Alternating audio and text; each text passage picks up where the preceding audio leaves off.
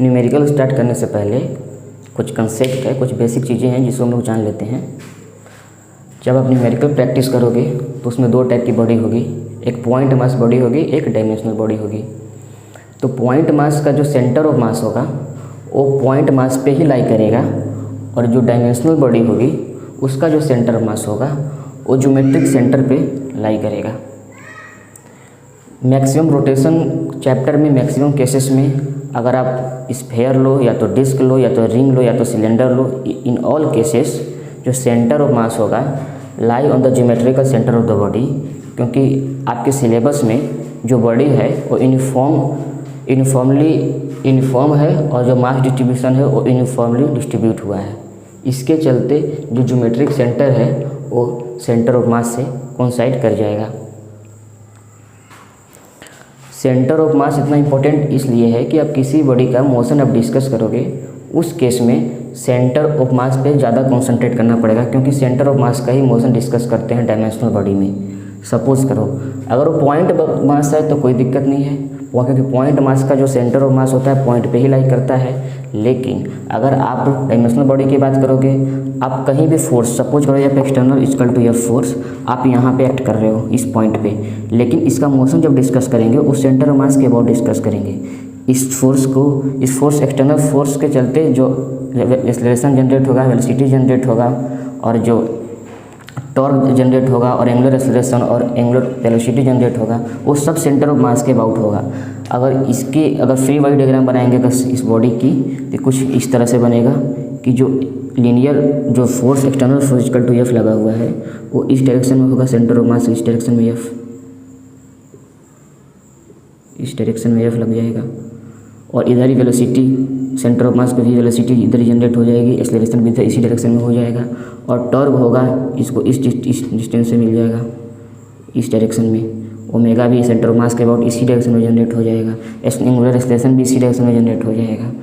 तो आपको केयर इस बात की करनी है कि सेंटर ऑफ मास के अबाउट ही मोशन को डिस्कस करना है। ये तो हो गया एक कंसेप्ट, और दूसरा कंसेप्ट आपको बताते हैं। दूसरा कंसेप्ट फ्रिक्शन का है। फ्रिक्शन के केस में दो टाइप का फ्रिक्शन होता है, एक काइनेटिक फ्रिक्शन और एक static friction. Kinetic friction role में तब आता है जब कोई बॉडी सरफेस पे स्लाइड हो, तब काइनेटिक फ्रिक्शन एक्शन में आता है। सपोज कीजिए एक ग्राउंड है जो रफ सरफेस है और म्यू इज इक्वल टू 0.4। इस वैल्यू से साफ पता चलता है कि जो ग्राउंड है वो रफ है, लेकिन बॉडी सपोज कीजिए एक बॉडी है जो मास m की है, जो सरफेस पे रेस्ट में है और जिसका मास m है। इस केस में जो फ्रिक्शन की वैल्यू होगी वो 0 होगी, क्योंकि काइनेटिक फ्रिक्शन के केस में v relative not equal to 0 होगा, तभी काइनेटिक फ्रिक्शन एग्जिस्ट होगा, नहीं तो नहीं होगा।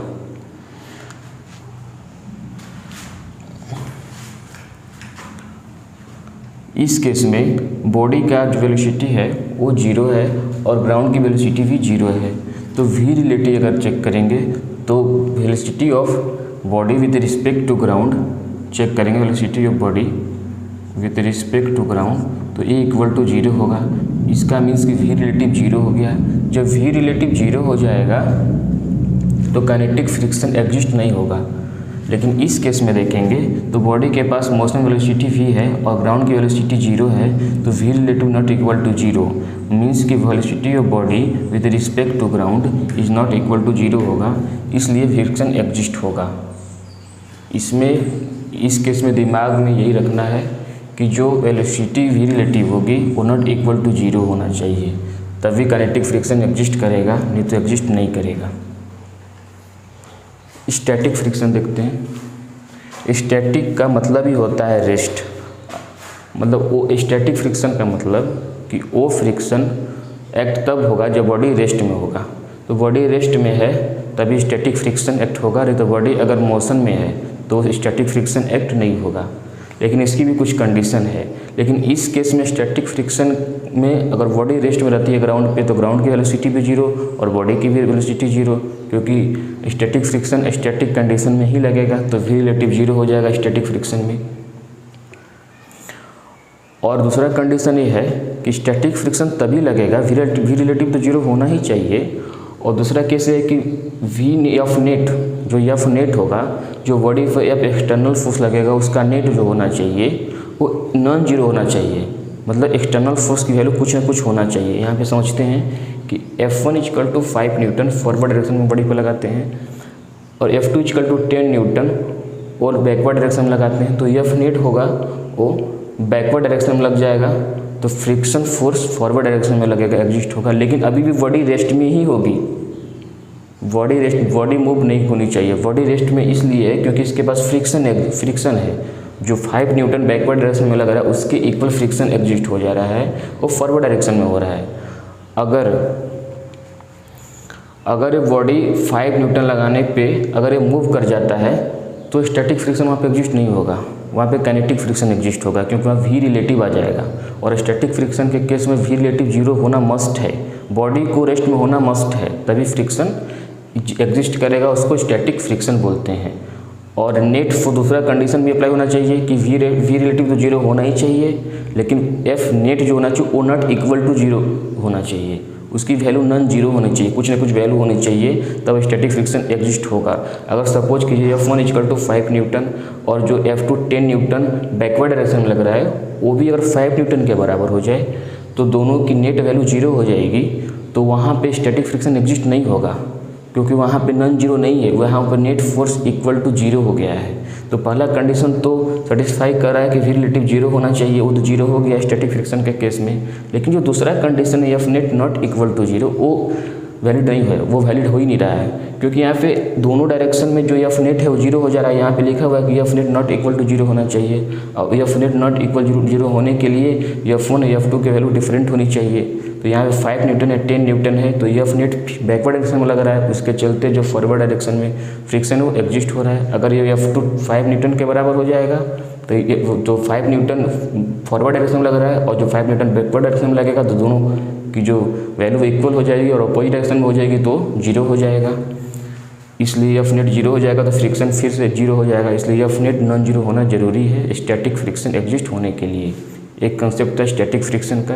और काइनेटिक फ्रिक्शन में तो v रिलेटिव जीरो नहीं होना चाहिए, अगर v रिलेटिव जीरो हो गया तो काइनेटिक फ्रिक्शन एग्जिस्ट नहीं होगा। फिर मस्ट इसमें पहला ही कंडीशन है v relative not equal to zero, अगर v relative not equal to zero होगा तभी काइनेटिक फ्रिक्शन स्लाइडिंग फ्रिक्शन ये एग्जिस्ट होगा।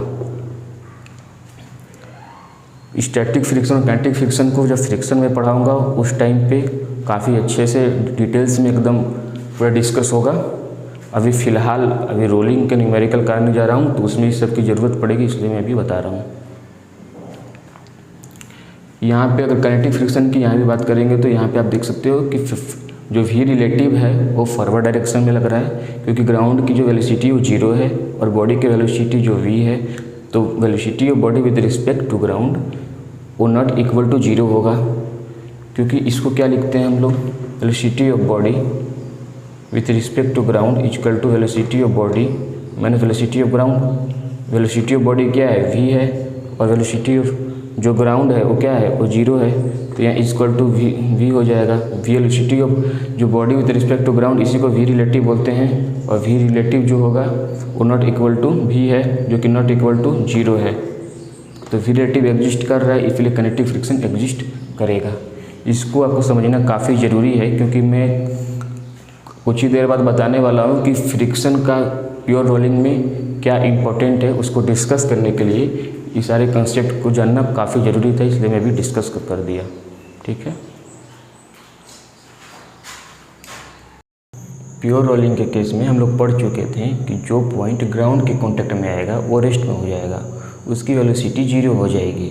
सपोज कीजिए there are number of points on the body, और हर एक पॉइंट कुछ समय के बाद ग्राउंड के कांटेक्ट में आएगा, और जब वो ग्राउंड के कांटेक्ट में आएगा तो रेस्ट में हो जाएगा।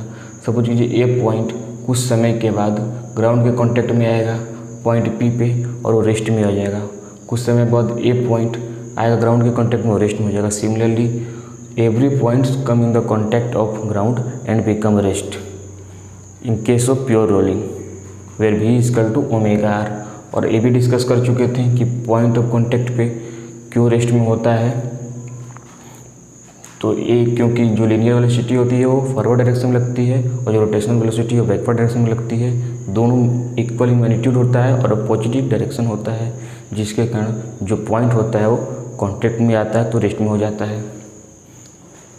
अगर ये आपको नहीं समझ में आ रहा है कि पॉइंट कॉन्टैक्ट में आता है तो रेस्ट में क्यों होता है, तो हम लोग पहले एक लेक्चर बना चुके हैं पार्ट 1 प्योर रोलिंग का, उसमें आप जाकर देख सकते हैं।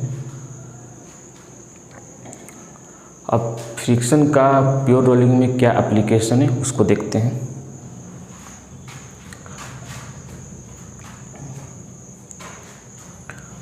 Since point P is at rest at point of contact, जब भी पॉइंट ऑफ कॉन्टैक्ट पे कोई पॉइंट आएगा और रेस्ट में हो जाएगा, इसका मतलब ये है कि ग्राउंड के रिस्पेक्ट में वो पॉइंट 0 हो जाएगा। जब वो ग्राउंड के रिस्पेक्ट में जो कॉन्टैक्ट ऑफ पॉइंट पे पॉइंट आएगा वो रेस्ट में हो जाएगा, इसका मतलब ये होगा कि v रिलेटिव 0 हो जाएगा पॉइंट ऑफ कॉन्टैक्ट पे।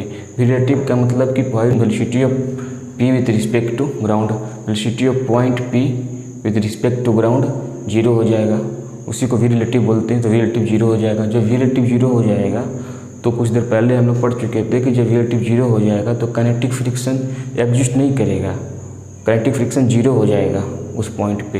काइनेटिक फ्रिक्शन एग्जिस्ट करने के लिए v रिलेटिव नॉन 0 होना चाहिए और यहाँ पे v रिलेटिव 0 है तो काइनेटिक फ्रिक्शन 0 हो जाएगा। अब देखते हैं कि स्टैटिक फ्रिक्शन कंडीशन क्या होगी।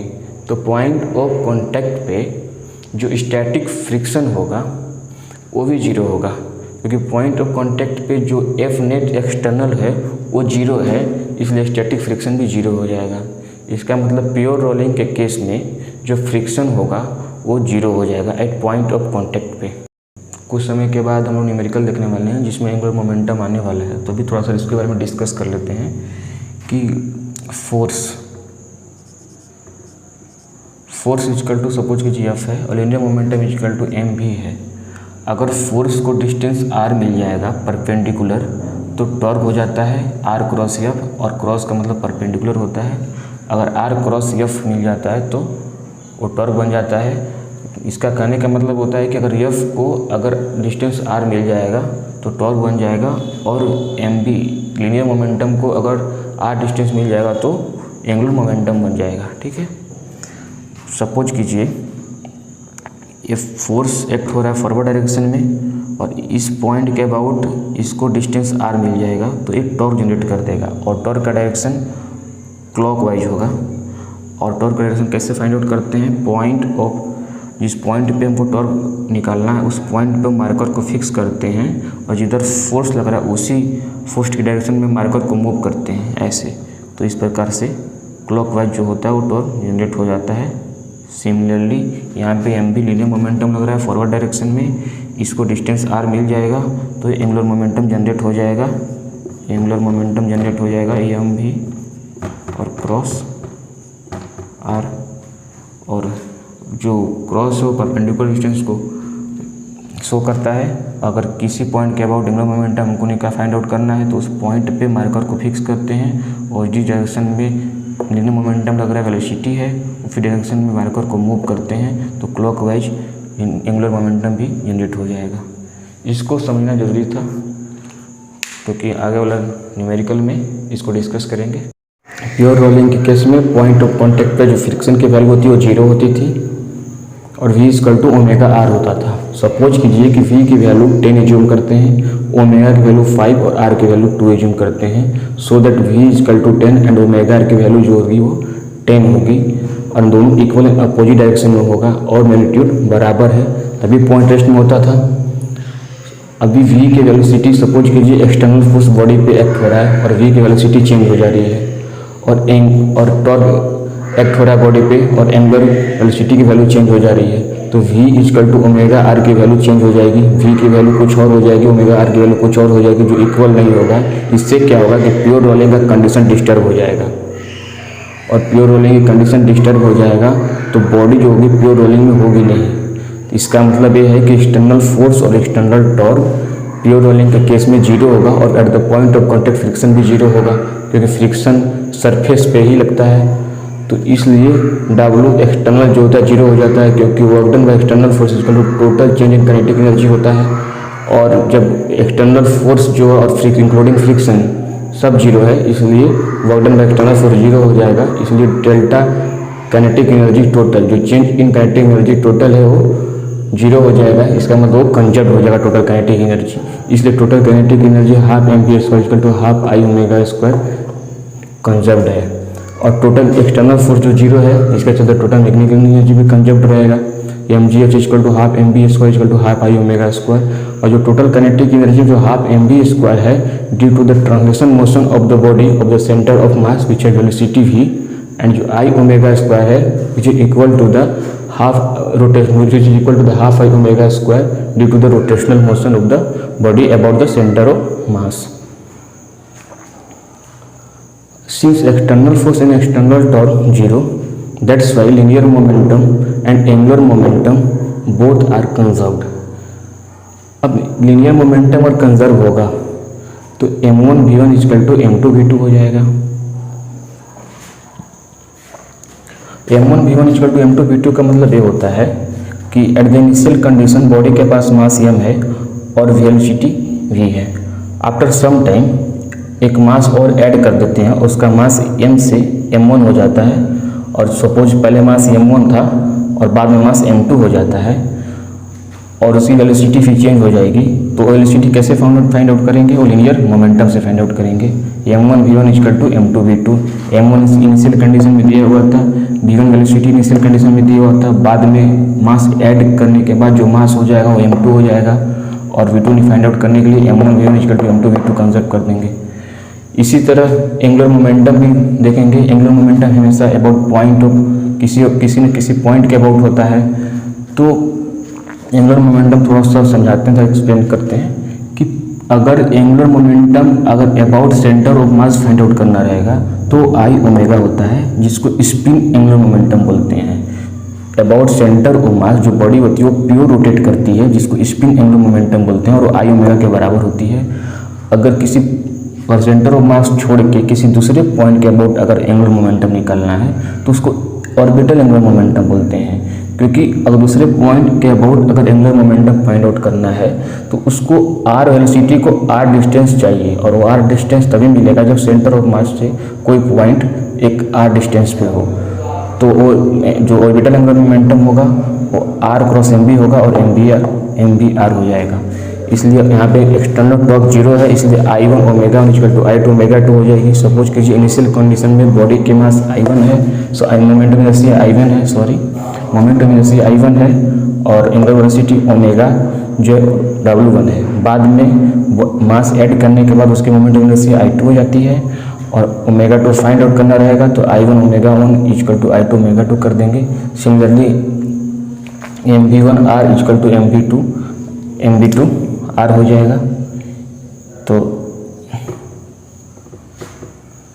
इस तरह से total kinetic energy, total magnetic energy, linear momentum, angular momentum, ये सब कंजर्व्ड रहेगा in case of pure rolling. This is the basic concept that you have to learn in this video.